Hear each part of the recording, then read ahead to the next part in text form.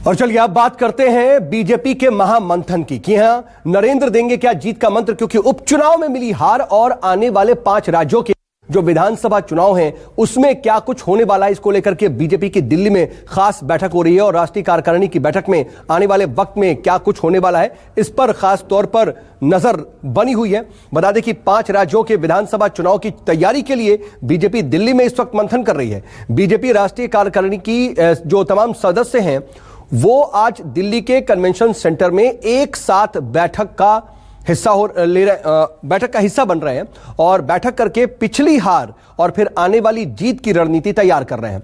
बैठक का समापन प्रधानमंत्री नरेंद्र मोदी के भाषण से यहां होने वाला है।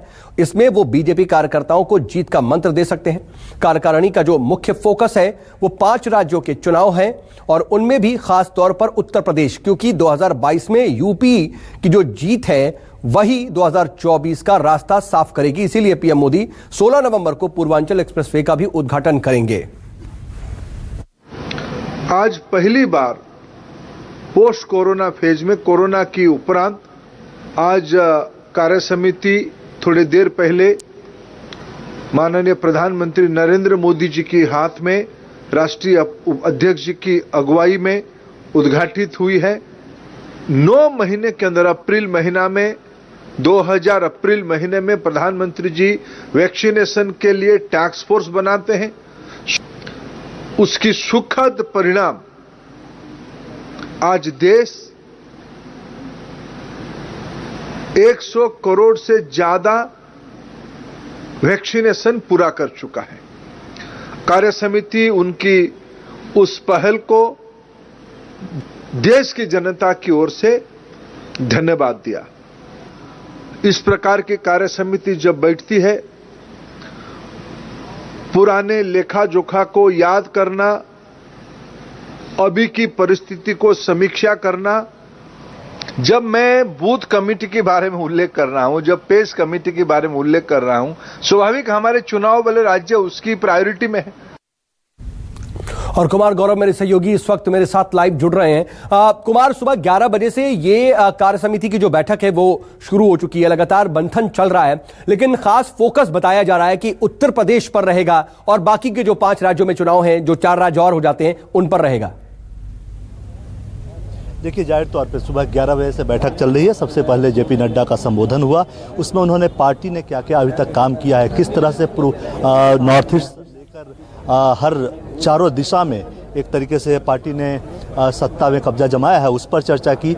मुख्य तौर पर अभी जो खास बात है वो ये है कि अभी प्रधानमंत्री अपना संबोधन कर रहे हैं। हालांकि ये क्लोज डोर संबोधन है, जो कार्यकारिणी के सदस्य मौजूद हैं उनको वो संबोधित कर रहे हैं और बता रहे हैं मोटे तौर पे कि आखिर कोरोना काल में चुनौती भरे वक्त में किस तरह से देश की अर्थव्यवस्था से लेकर गरीबों को खाना मिले, उन सभी चीज़ों को कैसे पटरी पर वो लेकर आए हैं, ये बता रहे हैं सरकार ने इसके लिए क्या किया है। अभी उस सिलसिले में 4 बजे भूपेंद्र यादव प्रेस कॉन्फ्रेंस करके जानकारी भी देंगे कि प्रधानमंत्री ने क्या कहा। लेकिन इससे पहले एक राजनीतिक रेजोल्यूशन, पॉलिटिकल रेजोल्यूशन पास हुआ था और उसमें पूरा तरह से आप कह सकते हैं कि नरेंद्र मोदी की सरकार की तारीफ की गई है कि किस तरह से पिछले 5 साल में देश में काम हुआ है, चाहे वो किसी भी क्षेत्र में हो, कोरोना काल का हो या फिर बिजली की हो, उज्ज्वला योजना की हो या किसानों के लिए नया कानून लाने की हो, जो भी तमाम चीज़ों पे नरेंद्र मोदी सरकार को बधाई दी गई है। इससे पहले जो राजनीतिक पॉलिटिकल रेजोल्यूशन पास हुआ, और ख़ास बात यह है कि उस पॉलिटिकल रेजोल्यूशन को उत्तर प्रदेश के मुख्यमंत्री योगी आदित्यनाथ ने पेश किया था।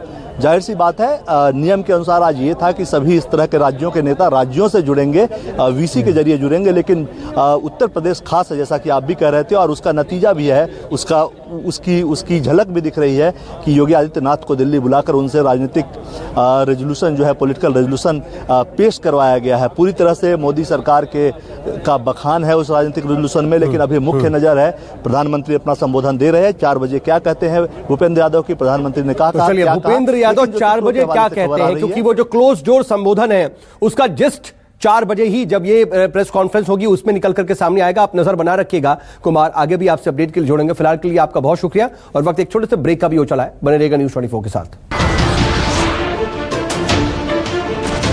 नमस्कार, मैं हूं मानक गुप्ता। अगर आपको हमारा ये वीडियो पसंद आया हो तो इसे लाइक और शेयर जरूर करें और हाँ, हमें सब्सक्राइब और फॉलो करना ना भूलें ताकि आप देश और दुनिया की कोई खबर मिस ना करें। तो जुड़े रहिए हमारे साथ और देखते रहिए न्यूज 24।